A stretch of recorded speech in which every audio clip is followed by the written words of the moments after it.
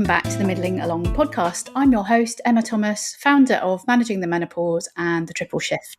And I'm delighted to welcome along today Alex Perry, who is the founder of Alexander Clementine. Welcome to the podcast. Thank you for having me. Oh, is it Clementine or Clementine? I might have said it wrong. It's Clementine, but that's Clementine. Okay. Doesn't matter. So welcome along. If for anyone that hasn't yet heard about your company, can you tell us a little bit more about what it is and why you're here on this podcast? Yeah, for sure. Well, yeah, so thank you for having me. I'm the founder of Alexander Clementine. So we make underwear from Icelandic seaweed and eucalyptus, which is designed to help alleviate the symptoms of menopause and aid in the recovery of breast cancer. So what originally started as a sustainable fashion brand, focus on sustainability, we soon found that we were having an impact in women's health. So we were getting reviews from women that were going through breast cancer, menopause, nerve damage, shingles. And then it was my own mum that had breast cancer. So she had a lumpectomy followed by radiotherapy and then a mastectomy followed by chemotherapy. And after trying numerous bras, she found that Alexander Clementine tops were the only thing that she could wear that didn't irritate or put pressure on the surgical site, maintained support despite asymmetry, and allowed the wounds to breathe and to heal. So it was at that point that we decided to focus on women's health, specifically breast cancer recovery and menopause. So did the breast cancer part come first and the menopause sort of slightly later, or? I guess it was around the same time. So the reviews that we were getting from existing customers were, women going through perimenopause, menopause, and that was kind of alongside my mum going through breast cancer. So it was sort of at the same time. And for me, I mean, selfishly, at a time when you feel so helpless, it was the only thing she could wear. So I really wanted to, if we could help her, then I wanted to help other people too. So, that's the inspiration behind Alexander Clementine and why we focus on breast cancer recovery and menopause. Mm-hmm. And I should, because I'm all about the transparency. So you very kindly did offer to send me some, which you did. I'm going to hold it up, although if you're listening to this is pointless. But anyway, I can say that it's ridiculously soft and probably the only bra I've ever worn that I actually forgot that I have on. Fairly kind of blessed in the chest department, so a lot of the time they're kind of fairly kind of well engineered supportive garments, which you definitely don't forget that you've got on. But yeah, I literally just didn't know that I had underwear on, so that was probably quite an unusual experience for me and a very pleasant one, I have to say. But so yes, I just wanted to be completely transparent about this. You're not paying me other than in one top to be on this podcast, and I think that's really important too. I very rarely talk about products actually on the podcast, and I will only do it if I've tried something. So I think that's really important to say. Yeah, that's important for us as well. And also I think when you talk about something being made from seaweed, a fabric being made from seaweed, it's really difficult to comprehend what that actually feels like. I think there's connotations of like sliminess or whatever. It's definitely not slimy. It's definitely not. And yeah, I think the one thing that I'd say is just how soft it is. That's like the biggest thing that people say when they first feel it, is how soft it really is. Yeah, and so it's a mix of tensile and this sort of material that's derived from seaweed. Why did you go down that sort of seaweed route? You said that it started out as a sustainable company. So what that was the kind of the original sort of thought process, I guess, was that it's a sustainable. Yeah, sustainability was sort of first and foremost. That's where we started. I mean, I've written down some facts as well. And the reason that we sort of started with sustainability is fashion is the second most detrimental industry. It's responsible for 8 to 10% of global carbon emissions, and roughly 85% of textiles will end up in landfill, most of which are synthetic. And washing synthetic materials releases 500,000 tonnes of plastic, microfibres into the ocean annually, which is equivalent to 50 billion plastic bottles. And underwear is one of the most thrown away items of clothing, most of which are made from synthetic materials, and they can't be bought secondhand. So that is why we initially focused on underwear made from natural fibres. But the reason for seaweed is seaweed. Well, I mean, seaweed is amazing natural resource. It's in abundance. Ours is harvested every 4 years above the regenerative point, so there's no detrimental effect to the marine ecosystem. But the seaweed fabric maintains the ecological value of seaweed. So it's got these amazing natural inherent properties that you get from seaweed. I mean, seaweed's still used in medicine. So some dressings are made from an algae derivative, basically seaweed derivative. So seaweed's just an amazing natural resource and has many natural inherent properties. And you've got quite an unusual background, sort of combining your time as a stylist before you started the company and your sort of background in biochemistry. It's maybe quite an unusual route then for somebody with that kind of combination to suddenly go, oh, do you know what? I'm going to start a sustainable underwear company. What was the thought process behind that? Yeah, so like I said, so my background was in biochemistry and biological chemistry, and then I worked as a stylist, and Alexander Clementine was ultimately about bringing the two together. But we consult as well. We consult with leading experts in women's health and in material innovation, and we're led by the science as well. But the reason for underwear specifically was because of the market at the time. There was a big shift in consumerism, secondhand buying, charity shops, Depop, all that sort of thing, which is great. But the one thing that you can't buy secondhand is underwear, and most of the market consists of synthetic materials. So ultimately, it was about natural fibres, using natural fibres for something that sits closest to our body. And something that's sort of thrown away the most and can't be bought secondhand. So that was the starting point. Science as a background, and working as a stylist and bringing those two together. But that's how we landed on underwear. Okay. And then were there other, when you were kind of thinking about that, your materials, were there other things that you considered before you ended up sort of going down the seaweed route, or was that kind of a fairly obvious choice? Yeah, I mean, we did look into other natural fibres, but seaweed is just far superior in its inherent functionality. So it maintains, like I said, the ecological value of seaweed. So it makes the fabric naturally antibacterial, anti-odour, temperature regulating, moisture-wicking, hypoallergenic, and rich in antioxidants.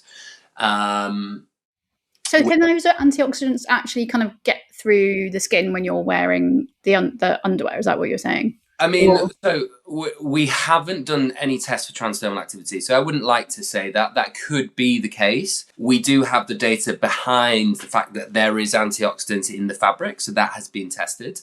Whether that is there is transdermal activity happening, that's something that we want to test for, but we haven't tested for yet. Interesting.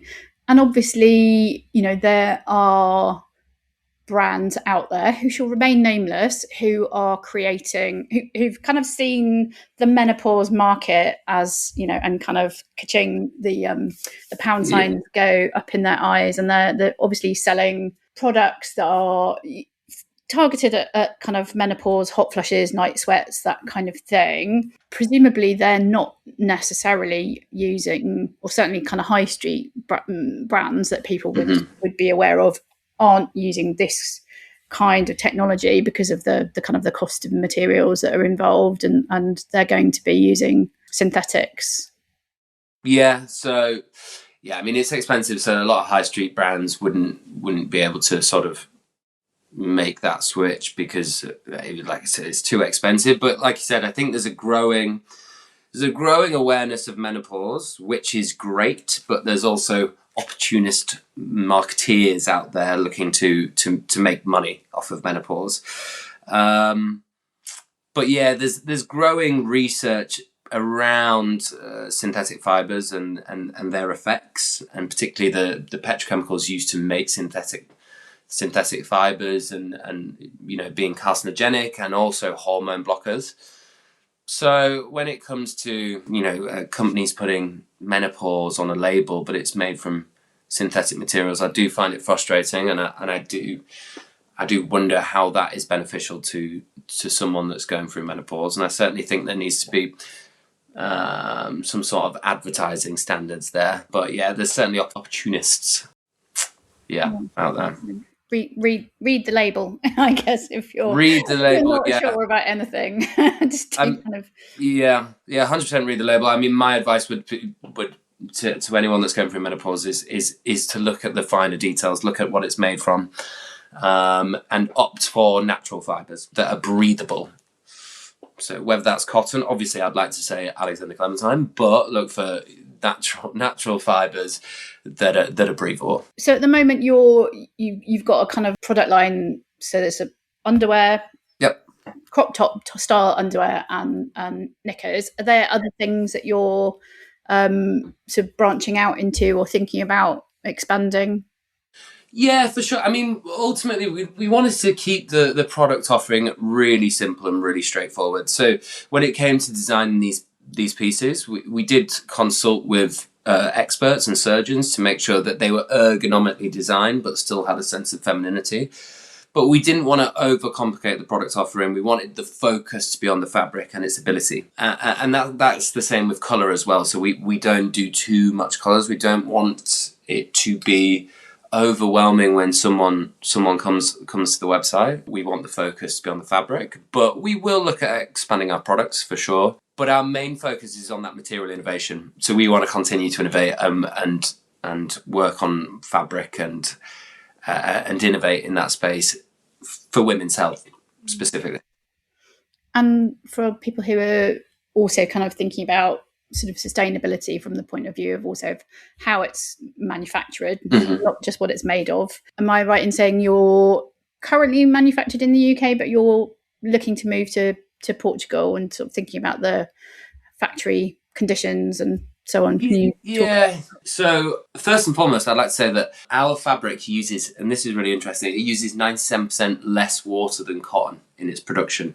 So it's super water and energy efficient. To make a cotton t-shirt uses 2,700 litres of water, which is approximately 27 bathtubs to make a cotton t-shirt. So it's super efficient in the production of the fabric. We currently make in the UK, and we will still continue to make some of our pieces in the UK. We're also looking at Portugal as well. Portugal's got an amazing reputation it's one of the best in the world for production, for their sustainable manufacturing. In fact, there is government legislation to ensure that manufacturers are manufacturing sustainably. So Portugal's just, I mean, it's amazing. Just the machinery and the experience that the machinists have out there is one of the best in the world. And also about keeping that sort of closed, that proximity to our suppliers. So, one factory that we're looking to start working with is an hour's drive away from where we get our factory made. So for sustainability purposes, super close proximity. So we're not, shipping it halfway across the world to somewhere underwear else. miles instead of food miles. Yeah, exactly. The miles are very small, which is important to us as well. Okay. And presumably as well, if it's, not that I'm suggesting I'm about to do this because I've not worn it enough, but presumably you could just chop this up and bury it in your garden and it would just biodegrade or... Yeah, so the seaweed and the eucalyptus fibres are biodegradable. They'll only break down when they're in an environment that allows it to do so. So in the in a compost heap where the natural enzymes in the soil will break down those fibres. Okay, might experiment with that in a few years.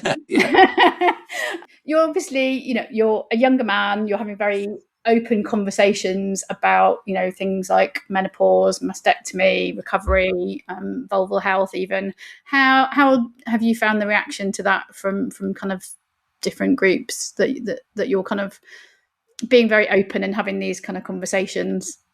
Yeah, I think initially it's a really good question. Initially, I was concerned how that might come across. Whether I would come across as people would think that I was an opportunist. But ultimately, the company was inspired by my mum and her journey with breast cancer. But also, I think it's really important for men to be a part of the conversation when it comes to women's health, because ultimately 50% of the population will go through menopause, but 100% of the population will experience it, whether it's our mums, our sisters, our aunties, our partners. And I think it's really important to understand that. I also think that a lot of stigma comes from men. So I think having open conversations and encourages other men to have these conversations as well. But yeah, menopause doesn't just affect women, it affects relationships, families, workplaces. So I think it's really important to for men to be part of that conversation. But yeah, it's been really, really well received. People, I'm really encouraged by the response that I've had from people working in the menopause space and welcomed, to be honest. But yeah, I think it's about Alexander Clementine and me talking about menopause. I like to think that we're challenging outdated ideas about who participates in conversation around menopause. It isn't about positioning me as the voice of menopause, but to prove that responsibility for women's health shouldn't just rest with women alone. And have you had any interesting reactions from kind of people your own age? Well, you know what? It's really surprising how little people know about menopause. People my age don't know anything about menopause. Women don't know about it, let alone men. It's not something that you learn about in school, which I think it should be taught about. But I think for me, it just highlighted the lack of knowledge people have on menopause. What would be your kind of message to partners, sons, colleagues about sort of having these conversations without, I guess, the embarrassment factor? Yeah. They don't necessarily need to launch in there and start talking about, vaginal dryness or from the get-go. Yeah, no, I think it's just about normalizing the conversation. It's not something that men should be scared to talk about. I think men should be encouraged to talk about menopause and talk to their partners about menopause to help them feel supported and to understand what they can do to help. So I think ultimately it's normalizing that conversation. It shouldn't be something that people feel scared to talk about. Like I said, it's going to affect 100% of the population to some degree or another. So, have that conversation. Talk about it. Nothing to be scared of. Nothing to be scared of. And if you're listening and you haven't already listened, we did put out an episode recently with Joe and Rob, who wrote Burning Up, Frozen Out, which is a book targeted at men about menopause and has a lot of good advice and sort of conversation frameworks, should we say, for having those conversations. So feel like they need a bit of scaffolding and a bit of encouragement, then that's definitely a really good place to start. Anything else that you kind of you wish people knew about the product and about how sort of specifically about kind of how it can support people who are struggling with those menopause symptoms, or there could be people who've obviously gone through breast cancer and because of the treatment and because they're not able to potentially take a HRT, have both gone through the breast cancer journey and then are experiencing menopause symptoms. So is there what's the overlap? Yeah, so I mean, what I say is, so our fabric, like I said, maintains the ecological value of seaweed. So that means it is naturally antibacterial, anti-odour, temperature regulating, moisture-wicking, hypoallergenic, and rich in antioxidants.